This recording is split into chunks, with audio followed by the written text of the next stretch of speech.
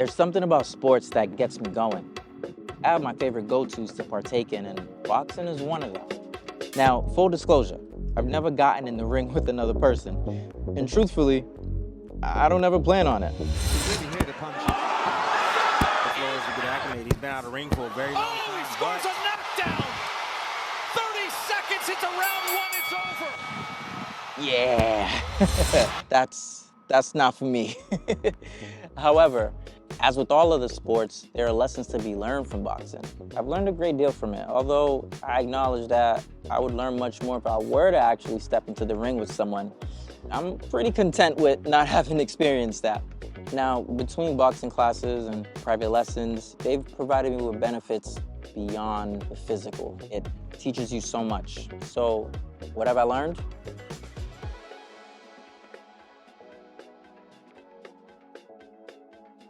The first thing I learned is that you can honestly get through anything. Boxing is a sport that it's a tough workout. So even if you're doing classes or you're doing a private lesson, you're going to have a really good workout and you're going to be tired. You're gonna wanna feel like you're giving up. But the mindset that you have when you're boxing is just like, yo, you're in a round. Consider you're actually in a ring with an opponent that's trying to knock you out. And so you literally have to fight to make sure that you're gonna be able to last another round. As you're doing those combos, your shoulders start to like, you just wanna give up. And if those arms go down, boom.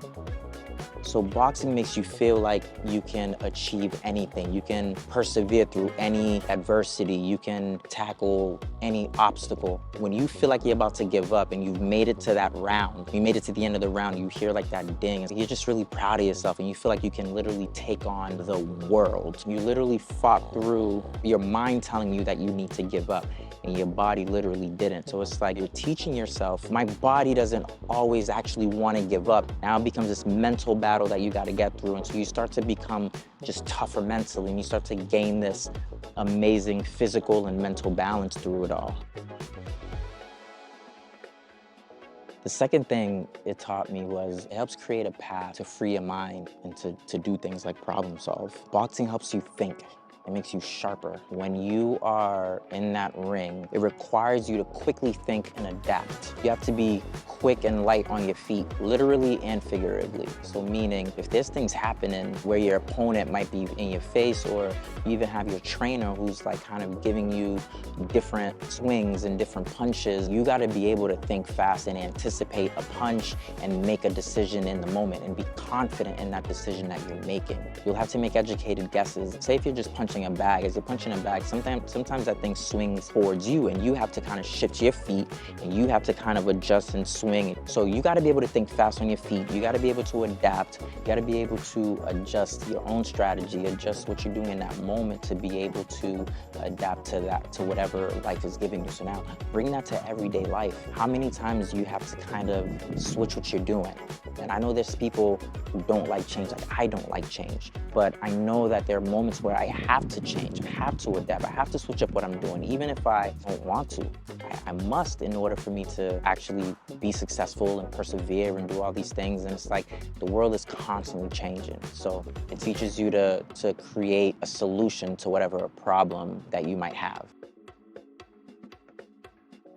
For lesson 3, with that you gain emotional regulation. You need to be able to be patient and you need to be able to be composed in any given situation. That's how you'll be able to make the best decision for you possible. If you allow anger, frustration, anxiety, fear, things like that to intervene with the decision you have to make, then now you could set yourself up for making a really terrible decision because you're not thinking clearly. Your judgment is clouded by all these things that's causing you to second guess yourself. When you're boxing, being on attack mode is not smart at all times. And in today's world, you're constantly being told to do things now. This has to be done in this moment, go, do, blah, blah, all these things. Nobody actually teaches you to take a moment and think. Otherwise, you overreact. There's one thing that I learned from my boss. He says that there's never a decision that has to be made now. Consider that. You don't need to make the decision now. Something even as like, there's people who are impulsive buyers. They feel like they gotta buy something now. It's not the case. Take a moment, take a breath, actually sleep on it, be a little bit more clear-headed the next day, and feel like you can come up with the best solution or best decision for yourself.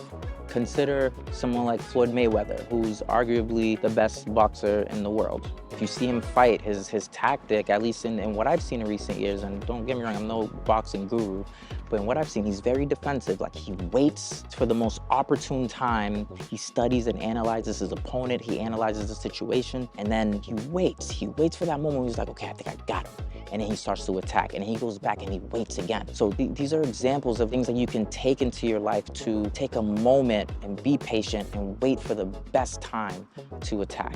And that is what you call regulating your emotions. Understanding that you feel a certain way, because you can't avoid how you're feeling. However, you can decide how you react.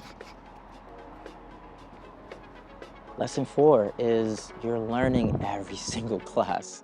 The amount of technicalities that goes into actually doing a correct punch. The amount of, I'm someone that's heavy-footed. I've never been light on my feet. Learning how to be light on your feet has been difficult. Learning that your entire body, like, it's not just your arm punching, it's you're actually using your hip and you're using your body to actually create some torque, to create some power into what you're doing. You learn things like how to punch correctly. Like, did you know that you have to use these two knuckles? You have to apply pressure in these two knuckles, because these two knuckles are connected to the strongest part of your bone, I believe. And so punching like that creates more impact. It keeps your wrist safe, as opposed to aiming to punch with like these two fingers and knuckles. These things would break much easier than these would. So you want to aim to punch like right there as you're punching in the boxing glove. The ability to be patient and allow your body to adapt to what you're learning.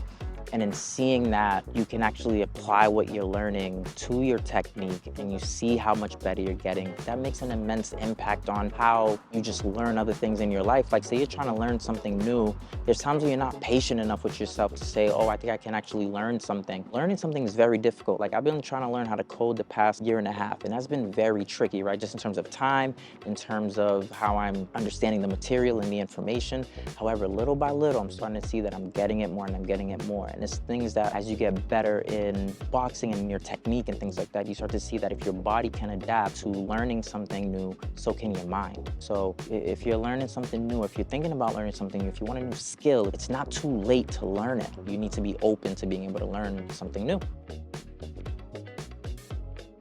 Lesson 5 is consistency is key. When you go to a boxing class, it's a great workout. Sometimes it's not the best way to learn. Sometimes the instructor is focused on everyone else who's there, and just making sure that everyone's having a good time, everyone's really pushing through, and everyone's having a good workout. Now, the more consistent you are, the more you do it, obviously, the better you're gonna get. But also, something that I learned was that instructors actually see that you've been coming for a while, and they'll put more time into you because they know that you're gonna continue to show up. So them seeing that you're there shows that, you know, they're not wasting their time. They're not going to give you such valuable information and for you to never come again in the next 3-4 months, or not show up for another 2 years, right?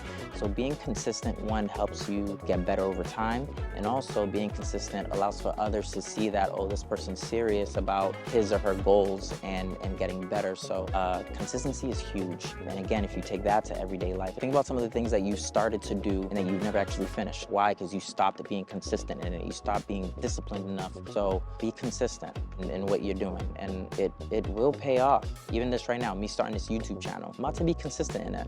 And if it doesn't pay off, then I'll retract my statement. But I feel good about being consistent in life and achieving something. So be consistent. The last thing I learned is how much of a good workout boxing is. I mean, you can burn anywhere from 500 to 1,000 or so calories. Typically classes are between, you know, some classes are 45 minutes, some classes are a full hour. And on top of that, when your body is in such a high intensity workout like that, It's like a form of HIIT, and anytime you're doing HIIT, your body actually burns more calories throughout the day. And when you start to just chill and not do anything, you're burning more calories in that moment than you would if you didn't box that day, depending on who you are. All the calories burned and stuff, it all depends on who you are. So, in conclusion, I've always participated in many different sports, and I'm still continuing now because I have fitness goals that I want to reach. I've been so focused on work and reaching a certain level of success, and I've realized that that idea of success is not overnight, and it's a marathon, and I can't forego my own goals, my own fitness goals, my own desires in life, my own desires to want to play sports while I'm still in a marathon of reaching what I define as successful. So go box. If you haven't boxed, go box. You don't have to be a fighter. You don't have to be an athlete. You don't have to feel like, oh, you got to do this and maybe one day you get in the ring, blah, blah. No, it's just go get that workout in. Appreciate all of the benefits that you get from it.